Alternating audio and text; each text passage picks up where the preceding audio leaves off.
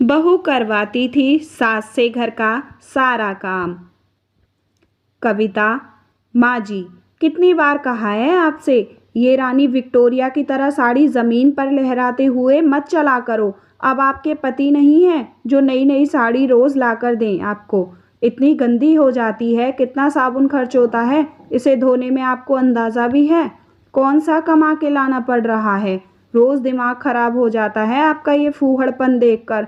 जाहिल गवार हैं आप।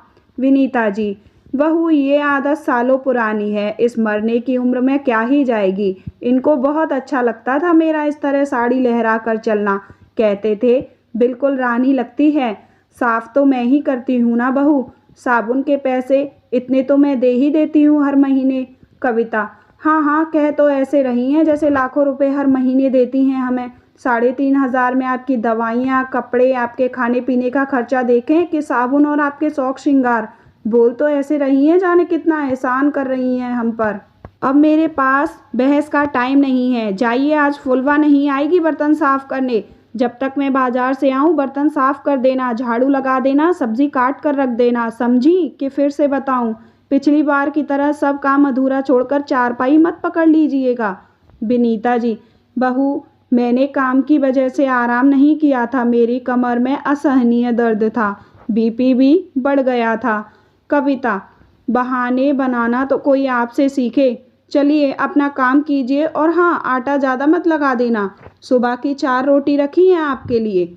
विनीता जी बिना कुछ कहे अपने पल्लू से आंसू पोंछते हुए किचन में बर्तन मांजने लगी। सोचने लगी, राजू के बापू ने रानी की तरह रखा था उन्हें। मजाल है कभी किसी बच्चे ने उनके सामने मुझसे ऊंची आवाज़ में भी बात की हो। जब शाम को काम से वापस आते तो खोए वाली मिठाई ज़रूर लाते। इतनी इतराती थी मैं अपनी किस्मत पर। लाखों कंबल रजाई हर साल गांव वालों को बांटते। वही विनीता जी को आज एक फटी हुई रजाई मिली हुई है ओढ़ने को, उसमें भी पैर बाहर आ जाता था, जिसे किसी तरह सिलकर गुजारा कर रही थी। तभी वहां अचानक अपने पोते शुभम की आवाज़ से वह वर्तमान में वापस आई। शुभम, दादी देखो मैं आपके लिए क्या लाया हूँ। खोए की मिठाई आपकी फेवरेट है ना? दादाजी हमेशा लाते थे आपके लिए। विनीता जी, अरे मेरे लल्ला, तुझे कहाँ से मिल गई खोए की मिठाई?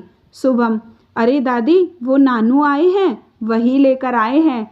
तो तू मुझे क्यों दे रहा है? तेरी मम्मी ने तुझे दी होगी ना खाने को। शुभम, दादी आपको तो पता है मैं मीठा नहीं खाता। ये तो इतनी सारी है, आप नहीं लोगी? ले लो ना थोड़ी सी। पोते के ज़्यादा जिद करने की वजह से विनीता जी वह मिठाई ले लेती है। बस थोड़ा सा मुंह में मिठास घुली ही थी कि बहू रानी कविता आ धमकी। कविता अपने बेटे शुभम से बोली, तेरे नाना क्या इसलिए ही इतना पैसा खर्च करके तेरे लिए खाने को लाते हैं कि तू ऐरों गैरों को खिलाता फिरे? कविता ने तुरंत विनीता जी के हाथ से मिठाई छीन ली। आप क्या करेंगे खाकर? इससे अच्छा तो मेहमानों को खिला दूंगी। आपकी भी आदत दिन ब दिन बिगड़ रही है। कान खोलकर सुन लीजिए, आज के बाद अगर शुभम से कोई भी चीज़ चोरी से मंगवाई तो मुझसे बुरा कोई नहीं होगा। शुभम, मम्मी, ये तो पापा की मम्मी हैं, आप मेरी दादी से ऐसे कैसे बात कर सकते हो? इन्होंने चोरी नहीं की, मैंने दी है इन्हें मिठाई, दादी ने नहीं मंगाई थी। कविता, बड़ा आया दादी दादी करने वाला, ज़्यादा जबान चलने लगी है तेरी इस बुढ़िया के साथ रहकर। जा अपना होमवर्क कर। विनीता जी पल्लू से आंसू पोंछते हुए अपनी टूटी हुई चारपाई पर आकर बैठ गईं। पति की तस्वीर से घंटों बातें करती रहीं। बोली, राजू के बापू, अब तिरस्कार सहन नहीं होता। पूरा जीवन बच्चों की परवरिश में गुजार दिया हमने, उसका ये सिला मिला है हमें। पर अब नहीं, अब तिरस्कार सहन नहीं। मन में कुछ प्रण लिए विनीता जी सो गईं। अगली सुबह होते ही कविता चिल्लाई, ए बुढ़िया, ये क्या? आज आपने झाड़ू भी नहीं लगाई, ना चाय बनाई, और नाश्ता कहाँ है? कितना समय हो गया है आपको? क्या हो गया? विनीता जी बोली, मुझे कुछ नहीं हुआ, मैं सास हूँ और ये घर मेरा और मेरे पति का है, ये एहसास हो गया है मुझे। तुम लोग इस घर से जा सकते हो। अगर आज ही घर खाली नहीं किया तो कल पुलिस को बुला लूँगी। कविता और राजू विनीता जी का चेहरा देखते ही रह गए। विनीता जी का फैसला अटल था। राजू और कविता किराए के घर में रहने लगे। शुभम आ जाता है दादी के पास रोज। उसे वह तरह तरह के पकवान बनाकर खिलाती है और घंटों उससे बैठकर बात करती है। बस इतनी सी है आज की कहानी। विनीता जी सही हैं या गलत, ये तो विनीता जी ही बता सकती हैं, या आप।